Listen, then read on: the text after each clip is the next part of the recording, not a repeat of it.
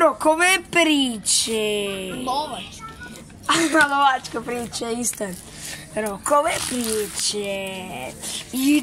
Ide moj prijatelj, znači ide ga klepiti po glavi ko nikad u životu. Znači, bum, bum, bum, bum. I znači, lik se ba, bumne ga, ono, a moj prijatelj ga, znači, backhand udarac, razvalio ga dal na podu. Lik se bio nešto metalno tamo, znači, krv je prsala. I ja pošao malo u slačionu da mi ne bi krv prsnula, ja lažem, bi krv. Krva, kao svaki dan Lucko kad dođe sa neke utakmice, nečega. I znači, Lucko ne gleda kao gej, nego gleda kako Bog zapovjeda. I kako ono lipo i polako gleda. I kako ono, lik se tomu raspršao, znači bož. I smo mogli to trenirati onda godinu i pol dana. I onda lik dolazi, ono, dolazimo prijatelj, pa sad ga umora. Znači bole, uzimam, dižem brod iz mora, rukom i da ga prodam, pokrenem. Njemu ništa, njemu glava još krvari, a on ništa, ono. Ovako stoji, ono, gej boć. I prošao u snijegu s jahtom, on. Znači ja pucao rakete, po rakete, sve odjednom, steroide, malakite, kite, pimpače, piše, pande i sve to. I znači nakon zadnjeg šuta ključem ga ja ubijem.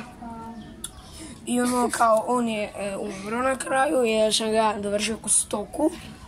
I da, i onda je kao došla Mure, a ja sam Mure dovršio sa pištoljem. I ne smislim, ja sam Mure dovršio sa pištoljem. I kao sam ja Mure dovršio sa pištoljem, Mure sa pištoljem, znači onda su zvali pojačanje, zvali pojačanje mrtvi. I onda, kako su oni bili kao mrtvi nešto livo desno i ja bubnem helikopter pojačanjem, bubnem ga, znači ono bubnem, sija se bubanja. 3 dana ići u vatromet i tako, i dolazi taj, diže se iz groba i ja ono kažem, Bog, kao me ovo bubnjaš, ako ja sam odletija do... Di sam odletija? Do svemira. Svemir je prepoznato mjesto. Odletio sam do... Južne Amerike. Do Amerike, do George Floyda. Ja pogodim guli policajac. Zato je prošao pola sata, ja sam policajca mako s njega, sam se ja zabio. A pojac je bio ono stil... I na kraju odvukli smo ga na sud, policajac je doživio 40 godina zatvora. Da se ga još oko dolna lupa šakon. I nemojte biti plesačica, nego lijepo, slušajte. I da, i onda ide baja, ide oko tebe. I znači, doživio George Floyd je na kraju poginuo i mrštava s tim. Da je, ja mislim, ostao još 10 minuta, ja mislim da bi on tamo umro. I ono, kad je on pukao pištolje, on je pukao u mene, ali nije me baš pogodio.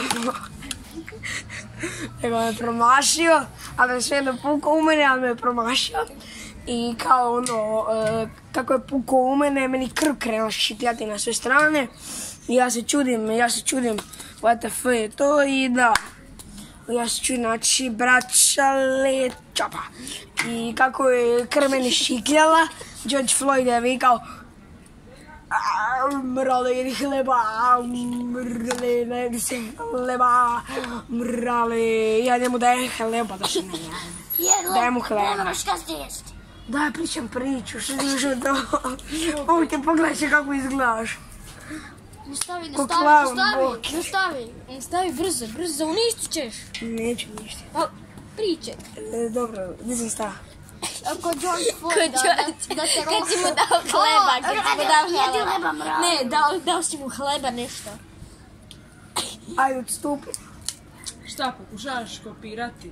Sramota je nemati. Ne, on je pjesnik, da se miči. Ajde, brzo. Idemo, djeko, ajde uliča.